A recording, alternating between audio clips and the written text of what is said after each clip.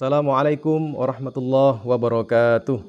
Waalaikumsalam warahmatullahi wabarakatuh.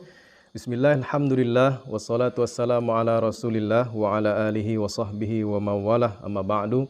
Sabahul khair. Sabahun nur. Kaifa halukum? Alhamdulillah bi khair ya Ustaz. Taib, at-tullab wa talibat, abnai wa banati, santriwan, santriwati Anda sekalian. Di antara kita barangkali pernah atau mungkin akan mengalami di mana setelah BAK, buang air kecil atau kencing, tanpa disengaja ternyata kencingnya masih menetes. Ya. Setelah BAK atau kencing, ternyata kencingnya itu masih menetes. Ada yang pernah seperti itu? Jadi ibarat keran air, ya, ketika sudah dibuka kencang-kencang langsung ditutup, ya, pasti ada tetesannya, ya, betul enggak?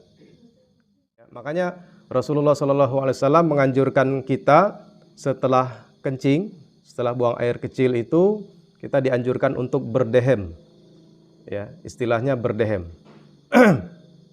Nah, itu namanya berdehem atau dibatukkan, ya. Gitu. Nah, jadi supaya apa? Supaya memberikan, ya, mungkin ada memberikan tekanan lah, ya, tekanan sehingga air kencing yang terakhir itu bisa dikeluarkan secara sempurna. Dan tetesan kencing ini tentu akan membatalkan wudhu kita. Jadi tetesan kencing akan membatalkan wudhu kita. Dan kalau wudhunya batal, maka sholatnya pun akan tidak sah, ya, akan batal juga, tidak sah. Karena kunci sholat itu, ya, miftahus sholah at-tuhur, ya, kuncinya sholat itu adalah bersuci atau wudhu, ya. Kalau wudhunya batal oleh karena tetesan kencing tadi yang masih menetes, ya, maka sholatnya juga tidak sah. Nah, dalam kondisi seperti ini, anak sekalian, tidak ada cara lain kecuali dua cara. Ya, kecuali dua cara. Yang pertama, kita wajib mengganti pakaian yang terkena najis atau tetesan kencing tadi. Maka dalam kasus seperti ini perlu kita itu memakai celana dalam. Ya, jangan sampai tidak memakai celana dalam. Supaya najis atau tetesan kencing tidak terkena pakaian luar. Ya. Jadi kan repot kalau kita memakai pakaian luar saja tanpa memakai celana dalam, ya, kita perlu mengganti pakaian luar juga. Kalau menggunakan celana dalam, maka ya insya Allah celana dalam ini akan menyaring lah, ya. Paling tidak dia tidak akan menyebar, tetesan kencing tadi hanya menetes di celana dalam. Yang kedua, kalau tidak repot, ya, kalau tidak repot ingin mengganti pakaian tadi, kita perlu wajib, ya, yajibul ghusl, mencuci pakaian, ya, bagian pakaian yang terkena najis atau tetesan kencing tadi. Nah, jadi kalau terkena tetesan kencing, maka bagian mana yang terkena itu wajib dicuci. Ya, wajib dicuci dengan air, ya, sampai dia basah, ya, sampai zatnya hilang. Insya Allah kalau setelah dicuci dialirkan air pada tempat yang terkena najis, ya, insya Allah najisnya akan hilang.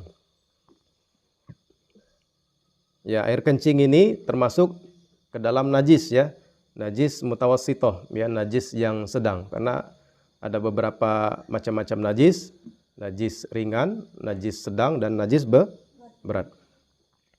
Nah, dua cara ini yang perlu kita lakukan. Ya, kalau tidak mau repot, misalnya, ya, kita ganti pakaian yang terkena tetesan kencing tadi, kemudian baru kita wudhu kembali dan laksanakan sholat.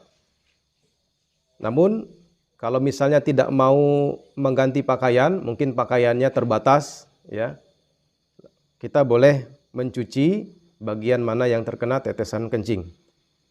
Ya, paham tuh?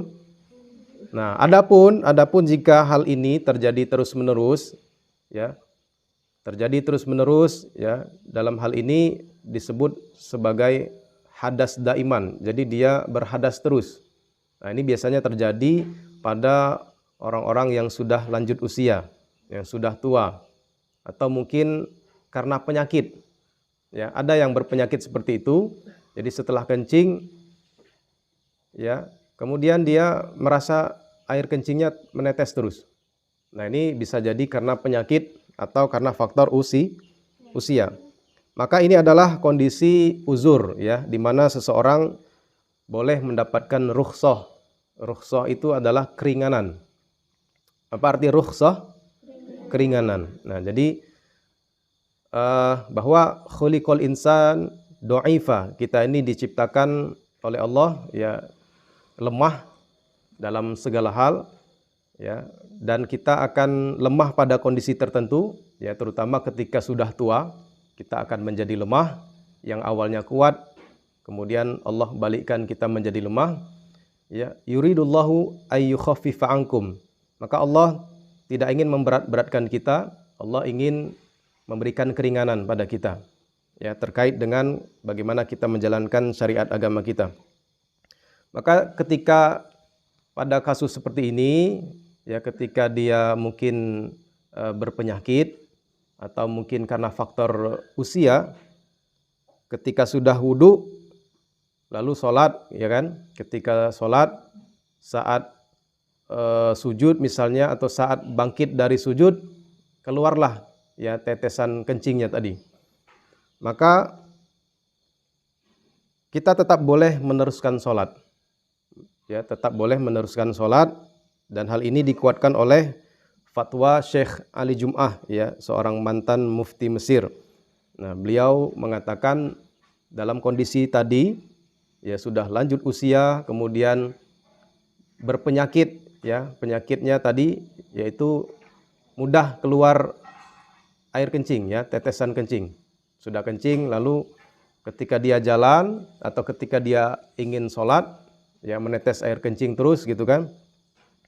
Lalu hal ini adalah uzur, ya, uzur di mana ia mendapatkan rukhsah atau keringanan. Maka boleh tetap meneruskan sholatnya. Namun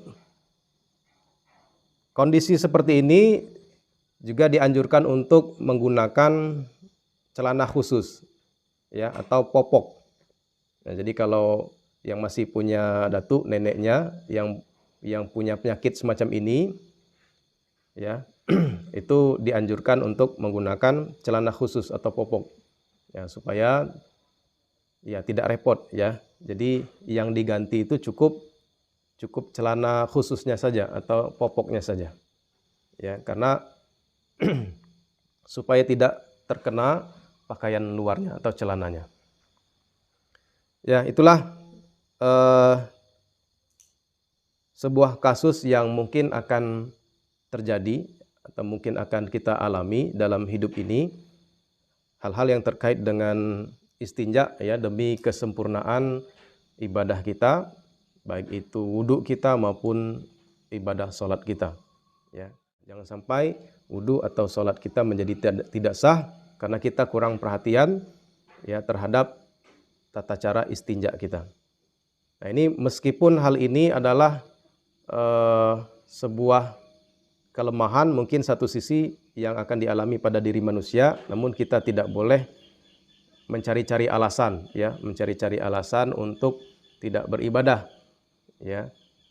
Harus tetap beribadah, melaksanakan kewajiban, ya, meskipun pada kondisi lemah semacam ini, dengan beberapa cara tadi, ya.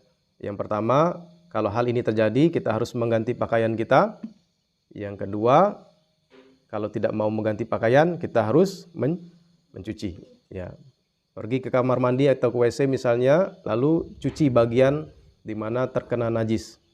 Kalau celana dalamnya yang kena, ya, cuci bagian celana dalamnya itu saja. Kemudian, ya, mungkin diperas sedikit, kemudian boleh dipakai, ya. Atau yang tadi ganti, ya, ganti pakaian. Baik, itu yang dapat disampaikan kemungkinan-kemungkinan yang akan terjadi dalam kehidupan kita dalam menjalankan syariat agama ini. Ya, demikian kita akhiri dengan doa kafaratul majlis.